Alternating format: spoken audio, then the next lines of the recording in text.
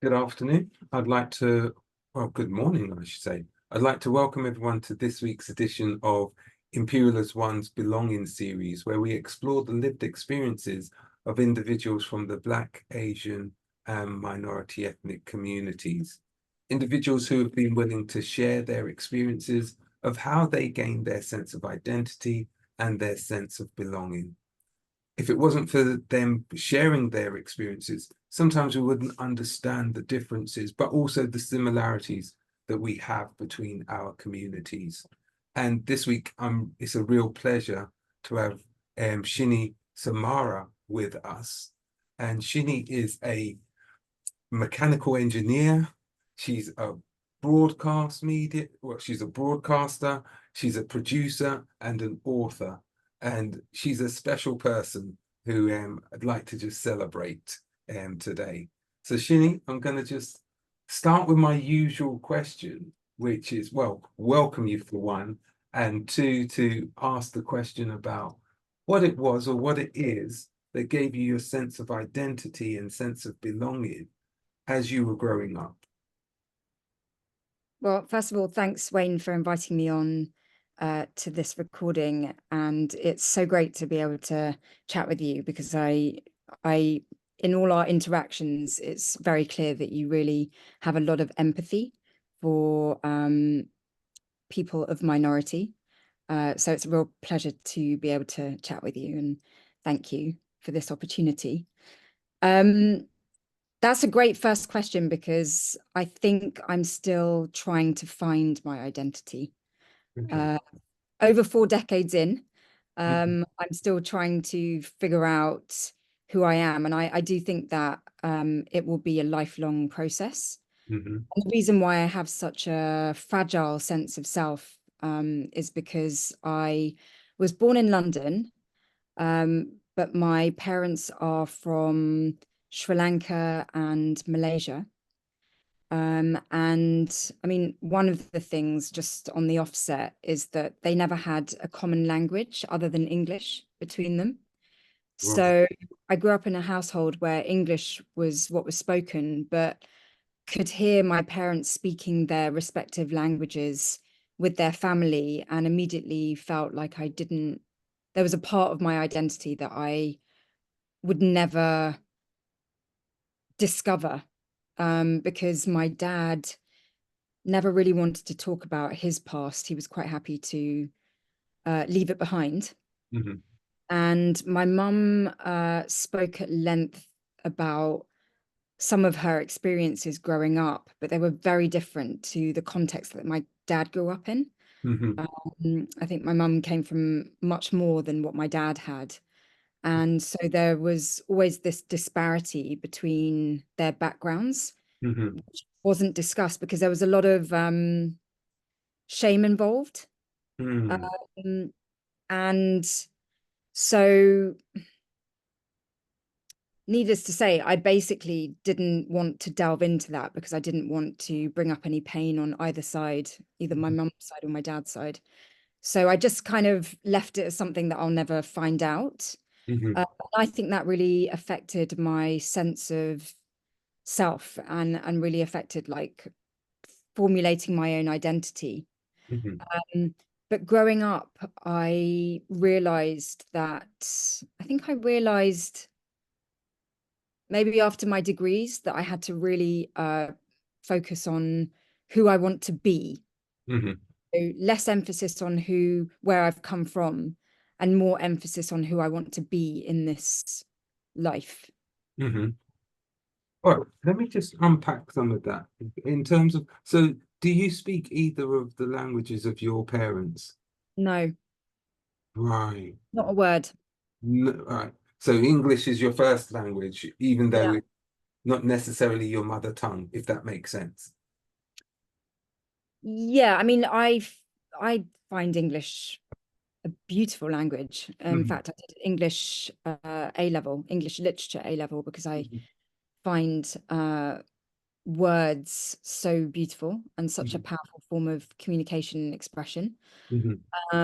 And so I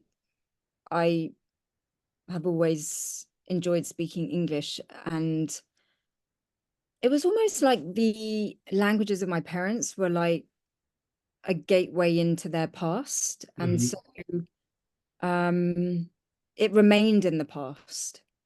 Mm. And because mum and dad never spoke either of their languages together because they just couldn't, there was no common language. Hmm.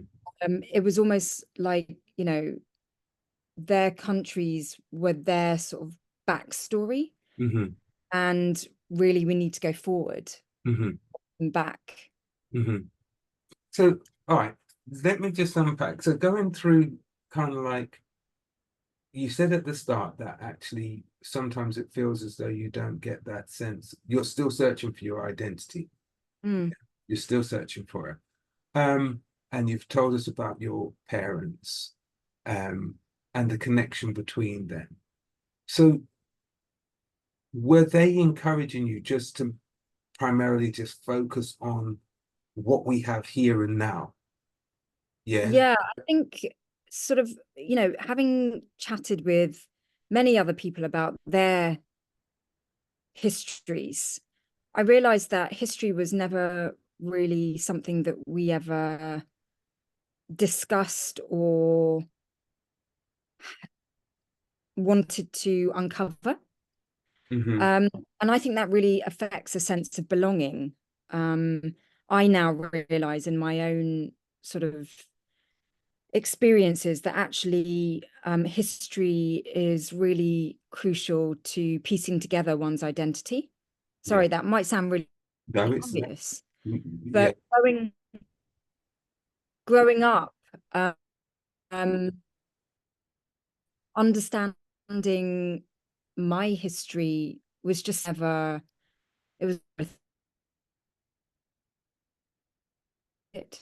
And also, and one of the things about history is that it's always subject to interpretation.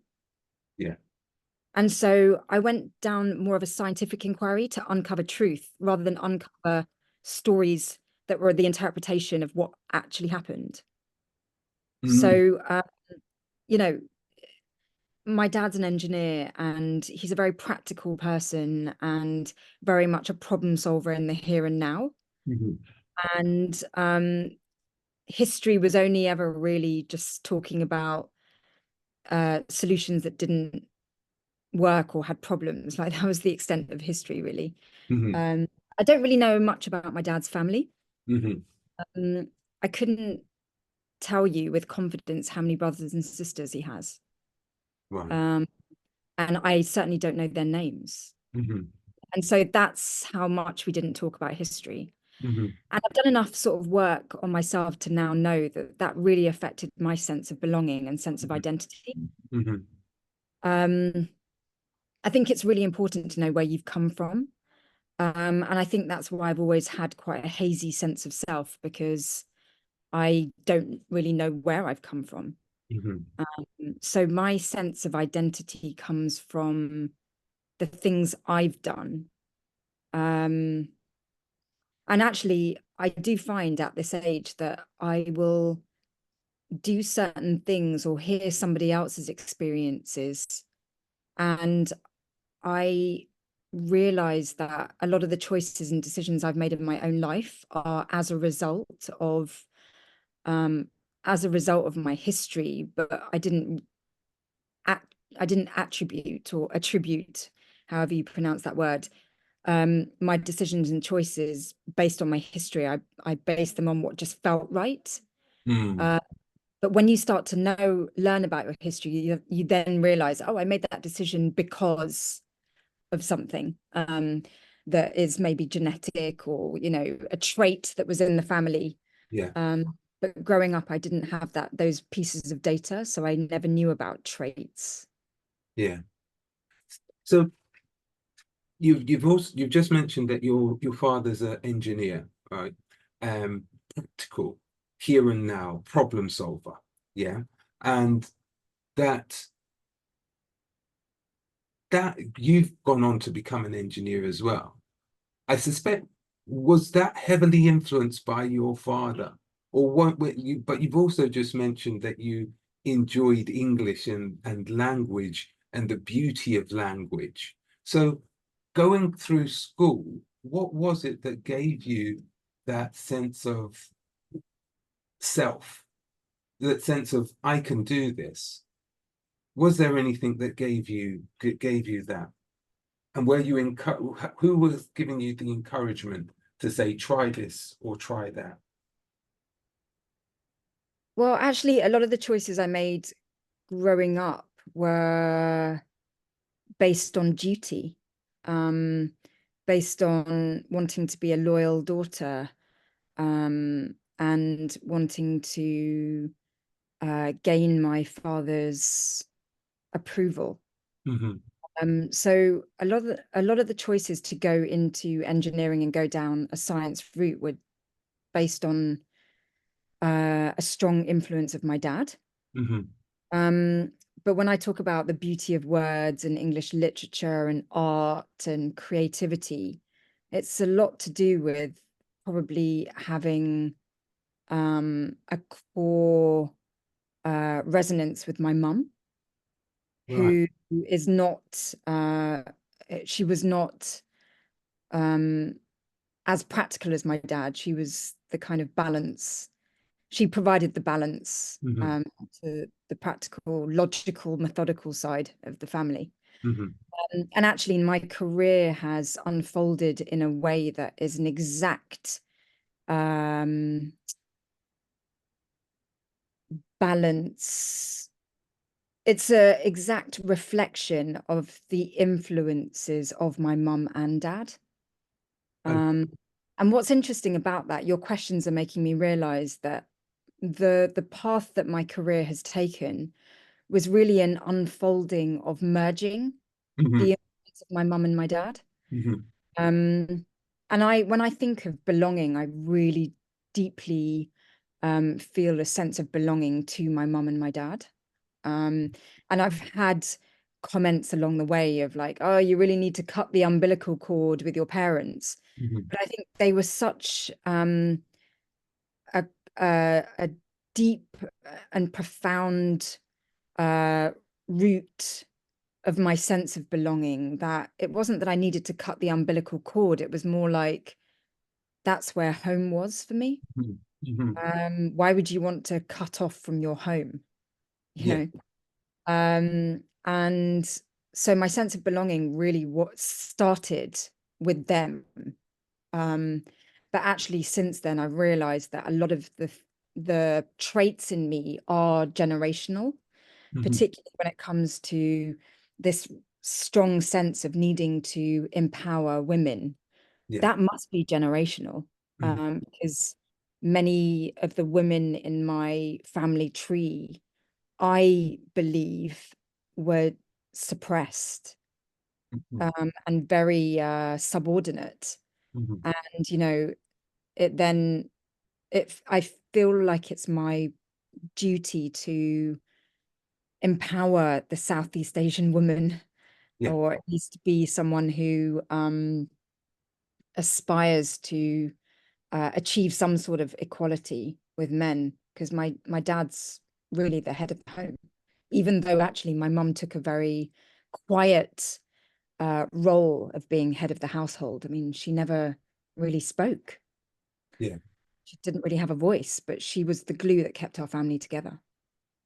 It's really interesting that you say that in terms of the one about the balance between the way that your career has unfolded in having the practical element of your father, but Mm. the literary and the expression of your mother combined together. And that's what you do.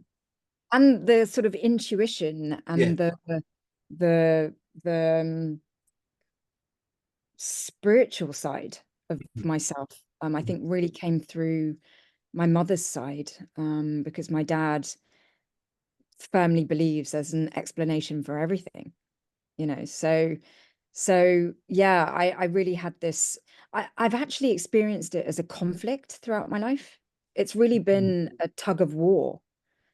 And only yesterday, because I'm in Dublin right now at there was a conference here where I was speaking, and I was just talking with someone about a physics book where uh, this physicist talks about the spiritual side of physics. Hmm. And I just can't wait to read a book like that because I don't often come across people who merge the two. And Hmm. it's been a sort of like, it's been a real journey of discovery in trying to merge the two because I have such a strong influence of both within me. Yeah. And so I've been on this pursuit to try and merge the two.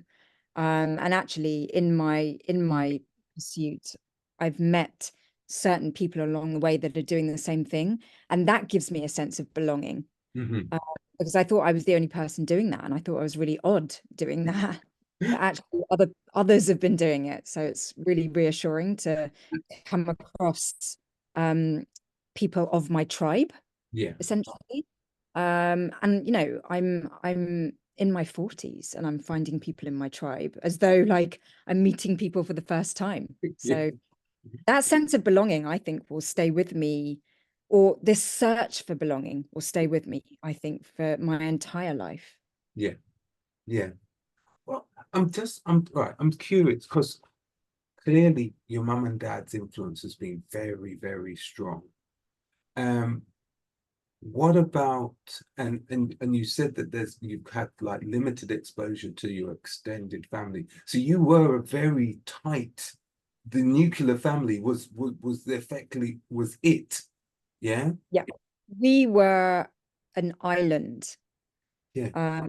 Just, you know, we the five of us, because I've got two sisters, Yeah.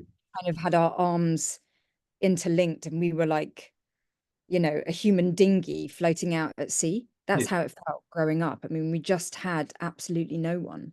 Mm. And uh, we've always been such a tight-knit family. And, you know, I see the weaknesses in that. Mhm. And a lot of my character traits come from this sense of it's us against the world. Yeah.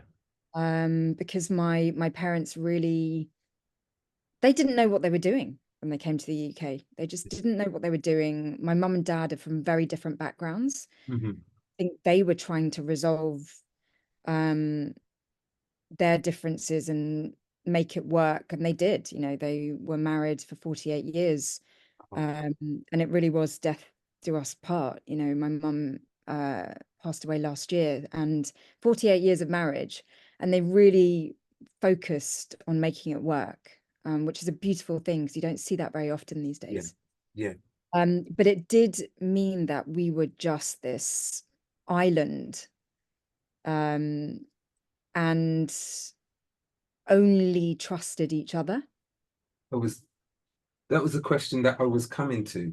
Mm. Was going to ask you about that element of trust because when you're that closely knit and you don't have other external voices in your vicinity, as it were, or it's about then allowing.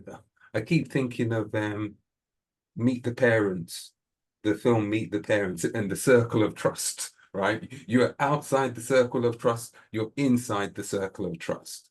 Yeah. Yeah. And and it's kind of like because you were such a tight family unit, it was would you allow other people into that circle of trust? Were there aunties or friends who you could say, I trusted them or that I could trust them?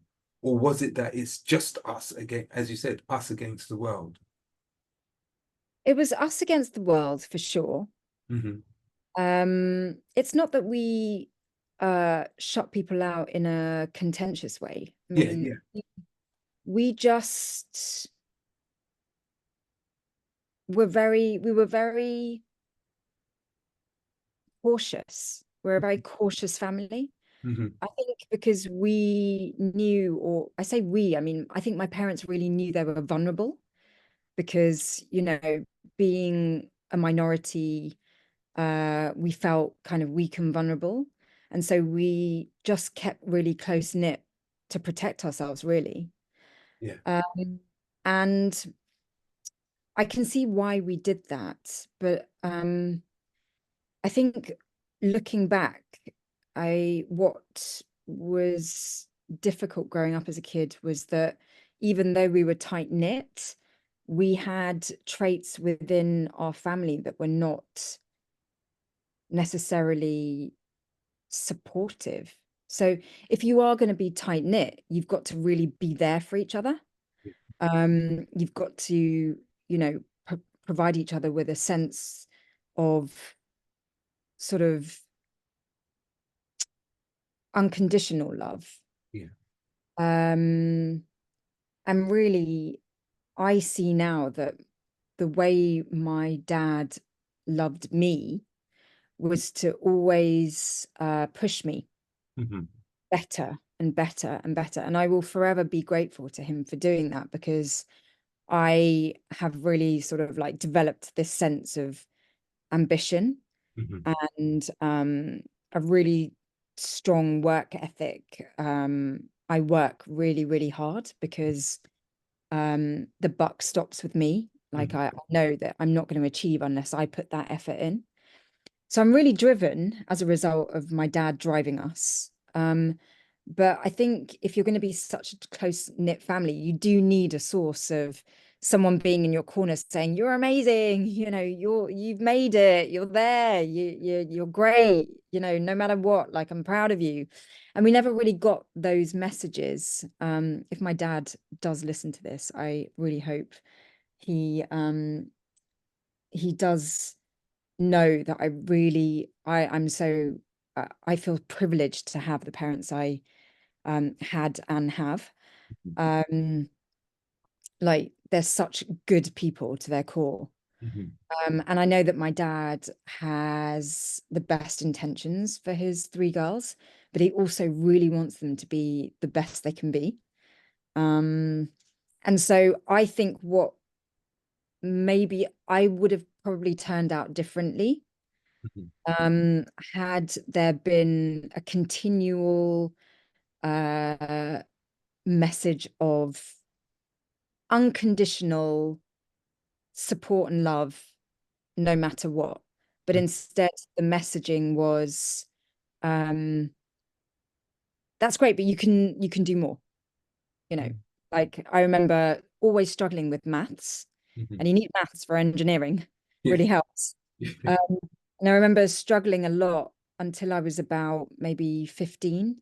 I was always getting C's and maybe even D's in my exams, and um, I realized it was the way I was studying and the way I was revising. It just wasn't effective, and so I switched up my approach to my work, and I got 97% in a maths test. And when I got that result, all I wanted to do was just run home and tell dad. Yeah. And the first thing he said to me was, "What happened to the 3%?" And I was like, "I've gone from like C's and D's to like almost a straight A, and you're Yeah. asking me what happened to the 3%." And that's really his approach. Yeah. Done with love, Yeah. but it can be yet another obstacle to overcome Yeah. in the many obstacles we face as a minority.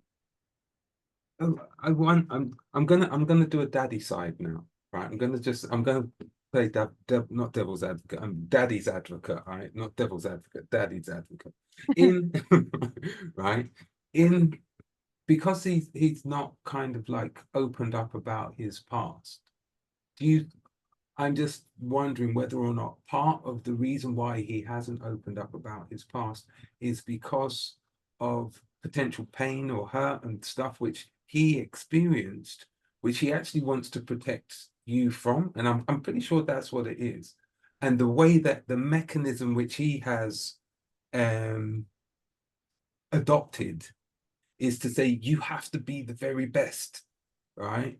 And Mm. so sometimes it doesn't give that room for emotion. I'm not going to say emotion because I'm not saying that he doesn't have emotion, but that softer side may not come into it because he thinks people will take advantage if you're not seen as the very best.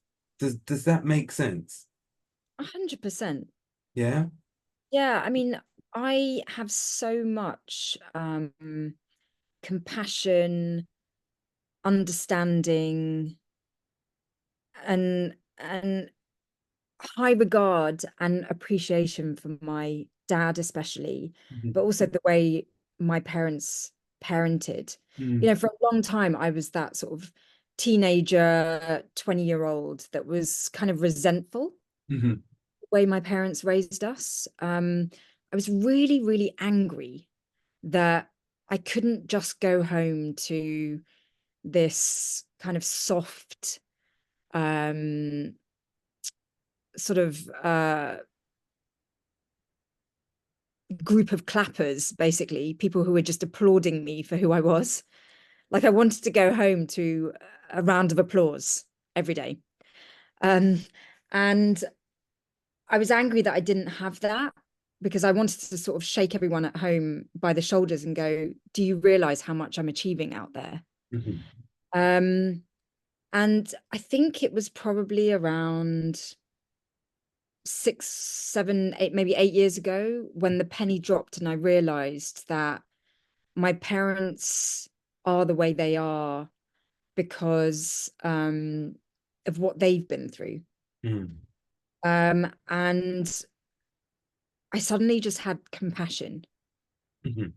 My dad really wants his three girls to be the best they can be because he doesn't want any one of us to feel less than Yeah. or step into that role that sometimes we're assigned as an underrepresented person Yeah. of not being enough. And so, in striving to make his girls never feel that they are not enough, he pushed us in a way that actually made us feel that we were not enough for him. Yeah. Yeah. But he didn't realize that. That's not why he was doing it. Yeah. And the penny dropped all those years ago when I realized he wasn't doing that to make us feel bad. He was doing that to make us feel good. Yeah. So then I started to ease up on my anger. And now I have zero anger for my dad. I just have nothing but total admiration for him, especially seeing the way he was in my mum's final few years. I just, if men like that exist on the planet, I want to know them because he really is a good egg. Mhm. And so, I really understand where that comes from, but there was a period of my life where I didn't understand it at all. And I was just a ball of anger, which looked like me being very aggressive to the world, Mhm. certainly not letting anyone into my inner circle. Mhm. Just I felt like it was me against the world and that no one was giving me a chance and no one believed in me and no one thought that I could achieve and just I all of it was it wasn't the world that didn't believe in me, it was me that didn't believe in me. And once I made that switch, things changed. So what was it that made you make that switch? What was that trigger point, or what was the events which led up to you having a different viewpoint on the world, as it were? I think I hit a bit of a sort of career rock bottom around 2012. Mm. I'd done all the education stuff, like got all these qualifications, knew I wanted to get into media, was constantly knocking on doors, trying to get a way in to media and science communication, and just none of those doors were opening. Mhm. And then I reached a bit of a career rock bottom where I was like, you know what? I'm done. I'm done trying to get into this industry. So I'm going to quit. I'm just going to quit. And I remember chatting with my sister, who at the time was living, well, she still lives in Qatar. Mhm. And I was going to go and visit her and have a bit of a, I don't know, just take some time out. And she said to me, I'm going to, because she's a vet, Hmm. and a lot of her clients work at Al Jazeera, like a lot of senior people at Al Jazeera. Yeah. And she said, when you come over to visit, I'll set up a few meetings because I know them quite well. Because when you know their animals, you know them quite well. Um, and I said, forget it, I'm done. This industry has destroyed my soul. Like I need to start again, Yeah. like go back to the drawing board. And she ignored that and she set the meetings up anyway. And I ended up chatting to a woman who had seen bits and pieces of my work. And she said to me, we are meeting at a perfect time because we're just setting up Al Jazeera America and we have a technology show which I would like you to host. Wow. But it does mean that you will have to relocate to Los Angeles. And so I was like, I'm at rock bottom anyway. This sounds like a dream job. Why not? Yeah. Why not sort of just relocate? So I did. And I ended up living in LA for 5 years. Yeah. And it was where I learned everything I know today, from live broadcasting to studio to on location, covering the most amazing stories, working with NASA. Like I had an absolute whale of a time. And at that time, Al Jazeera, they were like just they had so much money to spend. It was just a dream time. So it was from rock bottom to like the best experience ever. Yeah. And I think it was in LA because when I moved there, I also had a bit of a health scare, and and it was just before I was about to get on the plane, and I was waiting for my visa, and like all these kind of like life shifting things happened Mm. where I then promised myself I would completely clean up my act, like I would get healthy, I would, just like get focused on work and put my absolute all into it. Mhm. And, in LA, it's a very different lifestyle. Like you drive around everywhere. I, joined gym. Like I just really turned everything around and it became because a lot of that anger and resentment that I talk about can drive a lot of self-destructive behavior. Yeah. And so in cleaning up like my health, in focusing on work, building a new life, making new friends, trying to connect in a new country, like all of these things, it was like clean slate. Yeah. Let's start from the as I mean to go on. Yeah. And I think that turnaround in attitude, mind, body, and spirit um, is what made me kind of, and I was away from my parents, Yeah. and I think that's what made the penny drop, just like loads of conversations about all this. They're quite sort of soul searching in LA. If Yeah. you because it's a real entertainment city, there's a lot of people that are reaching for the stars and having to develop a real spiritual side to themselves because of rejection Yeah. and all of that. So it was a really perfect environment to find myself. And that's, I think, why the penny dropped during that time. I was in LA and I had these conversations with my dad about getting to know him while I was in LA. Yeah. So, that's really interesting. So there was that distance. Yeah, There was when you were in close proximity, you didn't feel that you could have those conversations, those deep, meaningful conversations. It was that the appreciation that there was a distance between you, both a yeah. physical and a distance in terms of you love him to bits, but there's a distance because you don't understand what he not what he stands for, but um how he was the way that he is. If that I had to detach to find myself. yeah. And and so when you started going through that process, did you gain, because we're talking about the idea of sense of identity, sense of belonging, did you start to I know you're still searching for it, but did you find yourself getting closer to understanding about your sense of identity and sense of belonging? Yeah, I did. I mean, it wasn't just living in LA. Hmm. It's piecing together a jigsaw puzzle. Hmm. Um, in 2007, I climbed Kilimanjaro, and it was a very last minute decision because a group of people were um, were going to climb Kilimanjaro. I didn't know about that. They had been training for 6 months.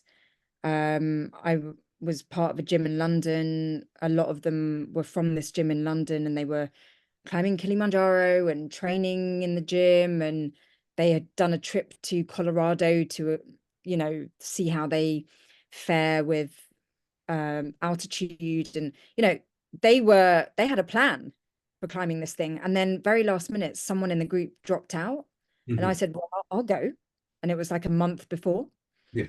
Um, and it was that one experience that really showed me how much determination I have, because I really struggled to climb that mountain because I hadn't trained the way the others had trained. And, I remember it was a 5-day ascent. And on the very last day, it's the steepest climb with obviously the worst altitude because Hmm. you're really high up by that point.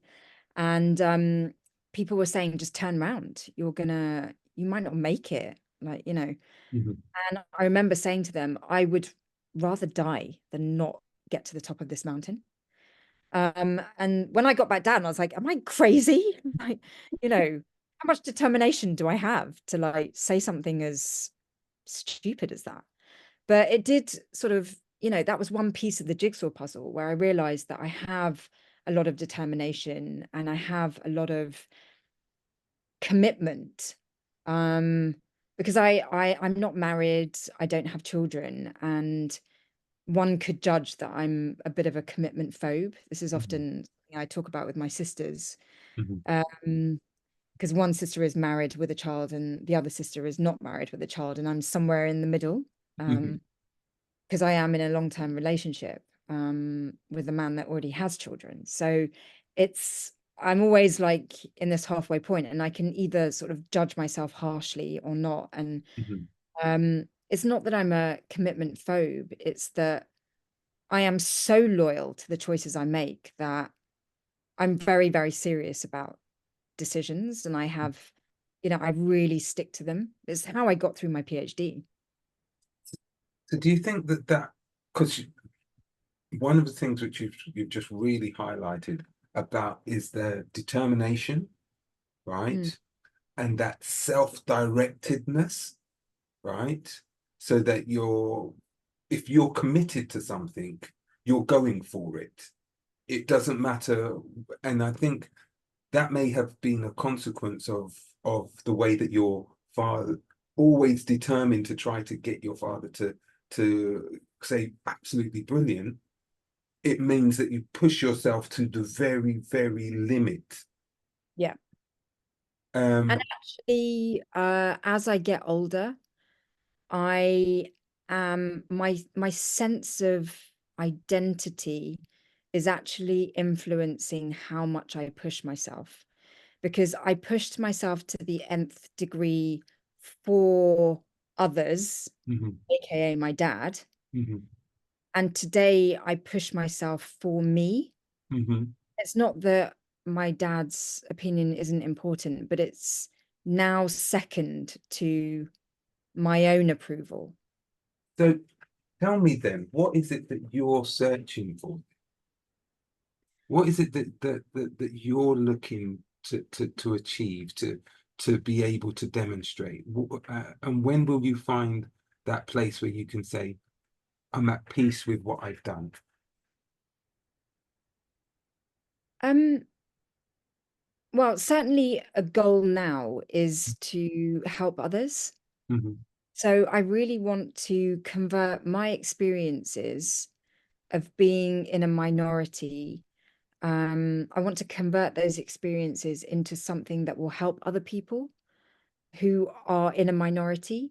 So I want to give them a voice. Mm-hmm. I want to give them a platform to be seen and heard so they can then go on to help others. Mm-hmm.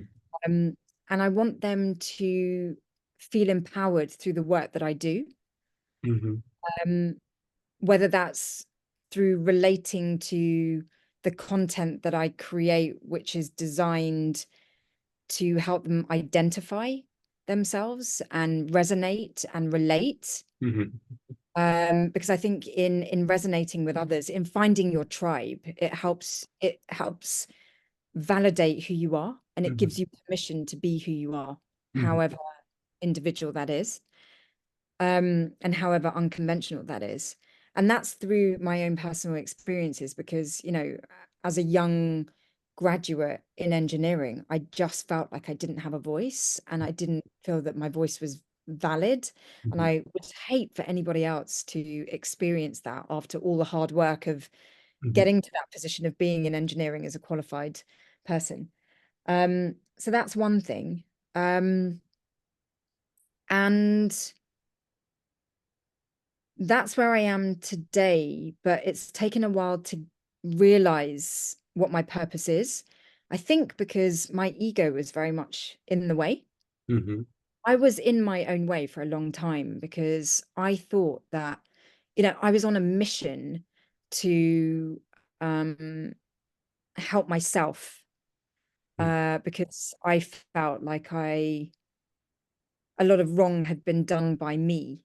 Um, I felt like I faced a lot of obstacles, and it was all about me Mm-hmm. at the start of my career. Mm-hmm. It was almost like I was trying to heal my own wounds. Mm-hmm. And then as I've gone through the journey of healing my own wounds, I realized that actually I can really help other people who may be suffering from the same thing, or suffering is quite a strong word, who may be facing the same challenges. Mm-hmm. So I know, although we haven't touched on it at the moment, and I'm just wary of the time. We've got about 5 minutes or so. Okay. Well, we got because of yeah. But I'm just also thinking about the fact that what you've done is um I know that you've written books. Is that one of the ways that you're using to kind of like fulfill that desire of yours, that goal of yours to empower others and to help them to understand the journey which you've gone on, the journey that they could go on, and how we can make it better together? Is it? Absolutely. Yeah, I mean, I've done so many outreach activities, going into schools. I've talked to countless um girls, um, and for years I was doing those kinds of things, and I wasn't really seeing the needle change, Mhm. move, and and at some point I stopped and I was like, why I'm doing so much of this work, why are things not changing? And I'm not saying that, like, through one talk in a college that suddenly everyone's going to choose Mhm. engineering. Um, but it just felt like I was um, screaming out in an empty space and Mhm. no one was hearing it. Mhm. And I stopped and thought, why is it that I chose engineering? And it was because it was very normal, this idea of like a girl going into engineering, because that's what my dad kind of instilled in us, that of course, you know.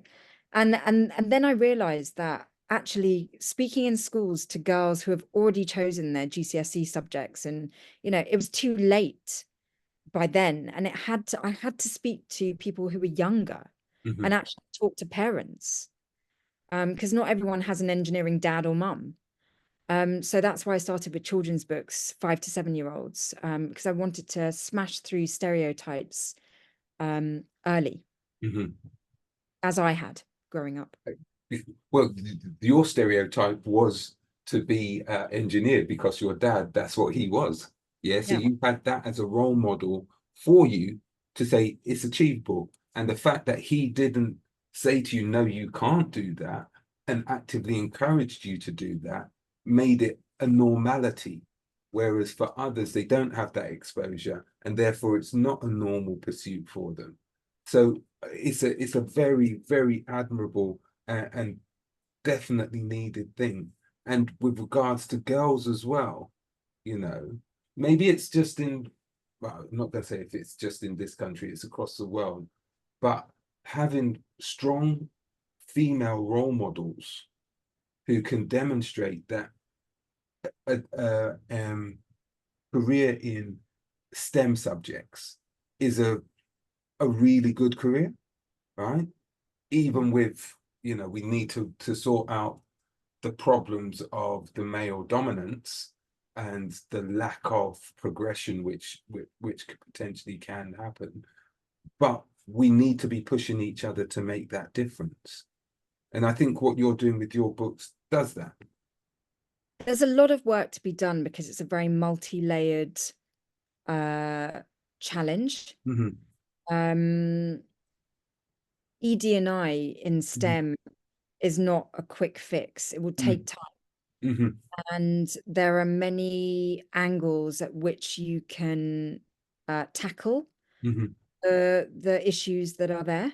You Mm-hmm. know, whether it's just looking at gender or Mm-hmm. whether it's looking at widening participation Mm-hmm. and opportunities for everybody in Mm-hmm. STEM, breaking through stereotypes, bias once you're there. I mean, like I only felt uncomfortable in engineering once I got into industry.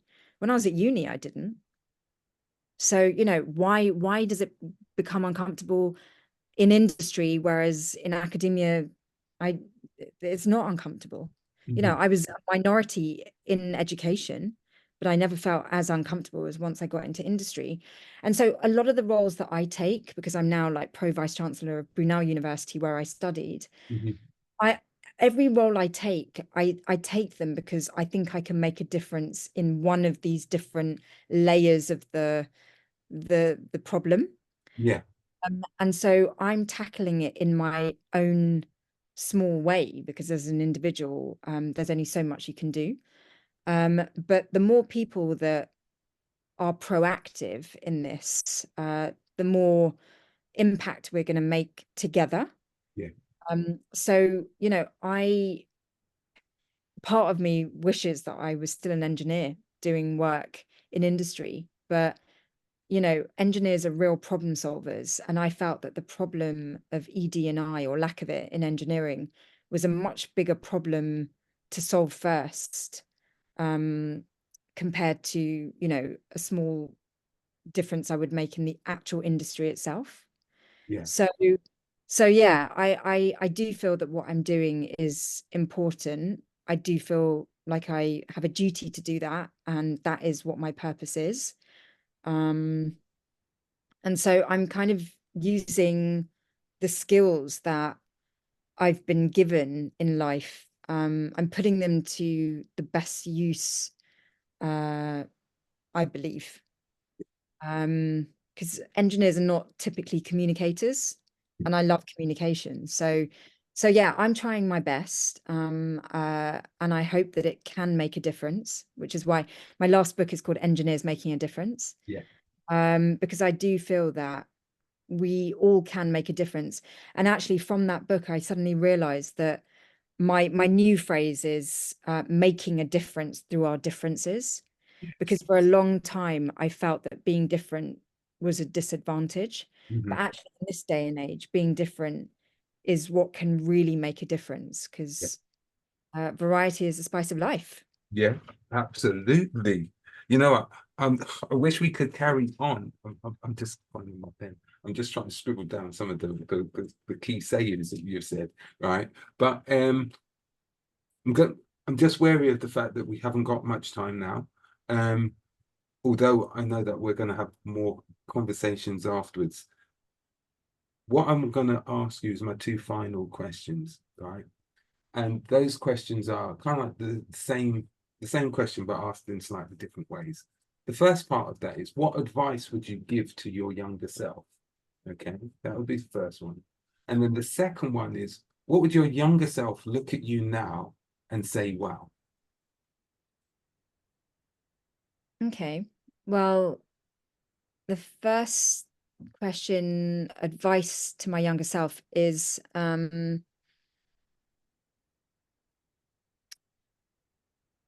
don't ever doubt yourself. Um, when you're young, you really lack that experience of life, and you really can't see the bigger picture. Um, but hold on tight to those moments of self-doubt because with time, it really things start to become really clear. Um, because I think sometimes those moments of self-doubt when you're young can be overwhelming. Hmm. Um, and you don't know how it's going to unfold.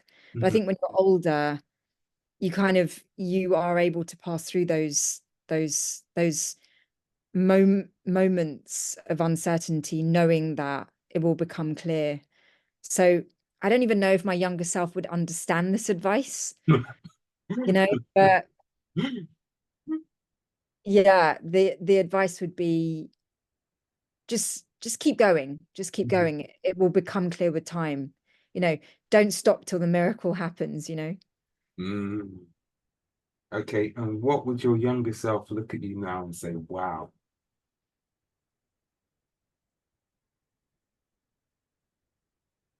I think my younger self would be really amazed with how self-sufficient I am Mm-hmm. because I am a fully self-supporting woman today. Hmm.